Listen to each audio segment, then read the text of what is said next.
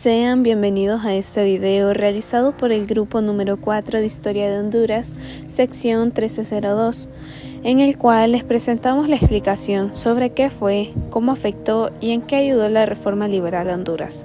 Pongan mucha atención, ya que esto es de suma importancia para expandir nuestros conocimientos.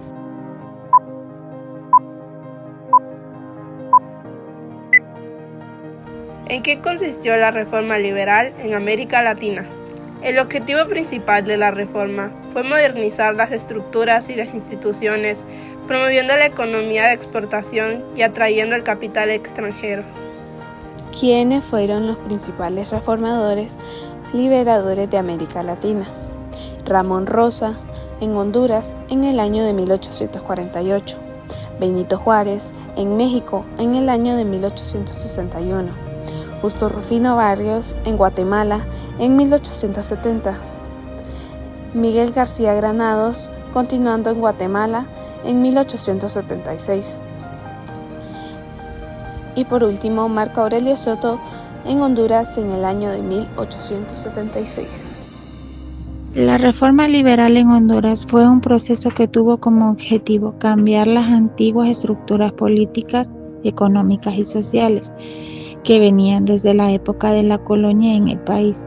Esto significa que se intentó modernizar y mejorar diferentes aspectos de la sociedad hondureña, como el gobierno, la economía y la forma en que las personas vivían y trabajaban.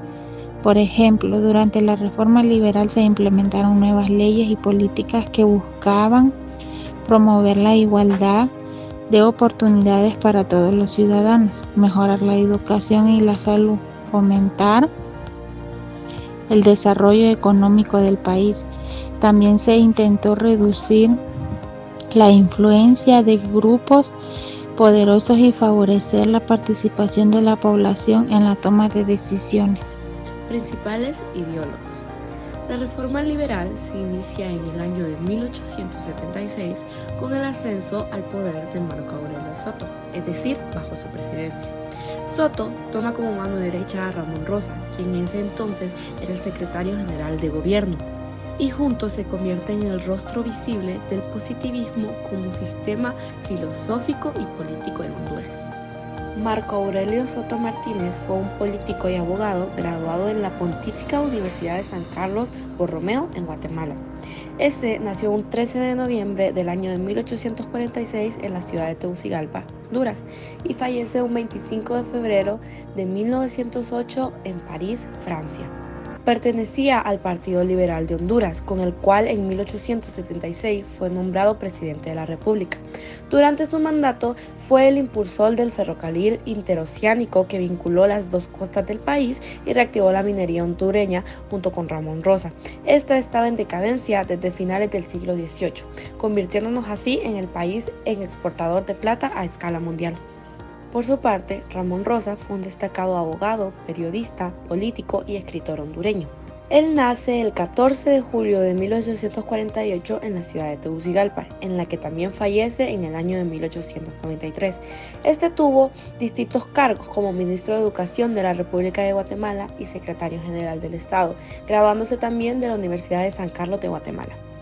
Juntos dan inicio a lo que hoy conocemos como un movimiento revolucionario en el país, que es la reforma liberal. Uno de los principales logros de la reforma liberal en Honduras es un aumento económico en el país que permitió una relativa estabilidad social y política desde el año de 1876 a 1903.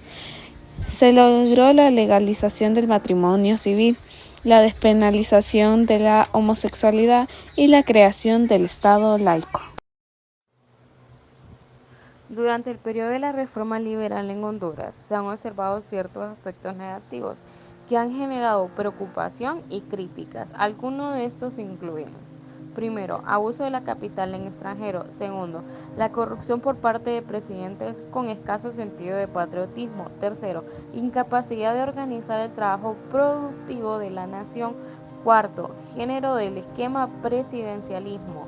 Estos aspectos negativos han planteado desafíos significativos para Honduras durante los periodos de la reforma liberal, destacando la importancia de abordar no solo el crecimiento económico, sino también la equidad, la transparencia y el respeto por los derechos humanos y ambientales.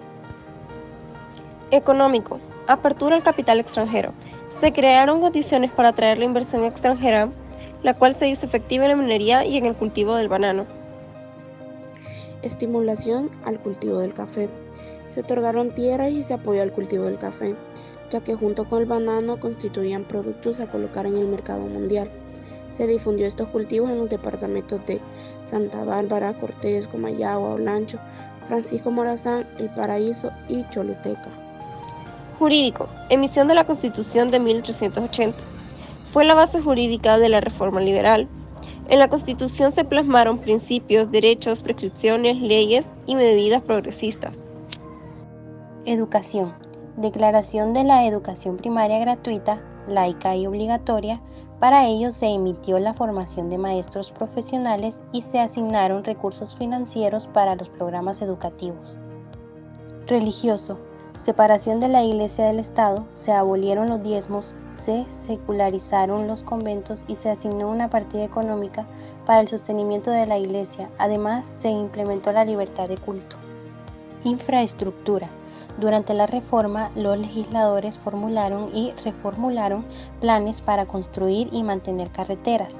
La innovación institucional más importante dentro del programa de Rosa tuvo que ver con la centralización dentro del programa de carreteras dentro del Ministerio de Fomento. El fin de la reforma liberal. La reforma liberal en Honduras se enfrentó a diversos desafíos y fluctuaciones a lo largo del tiempo.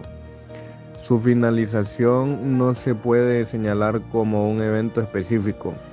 Si bien hubo avances significativos en ciertas áreas durante ciertos periodos, como en la década de los 90, con la implementación de políticas de aperturas económicas y reformas estructurales, también hubo retrocesos y obstáculos en el camino.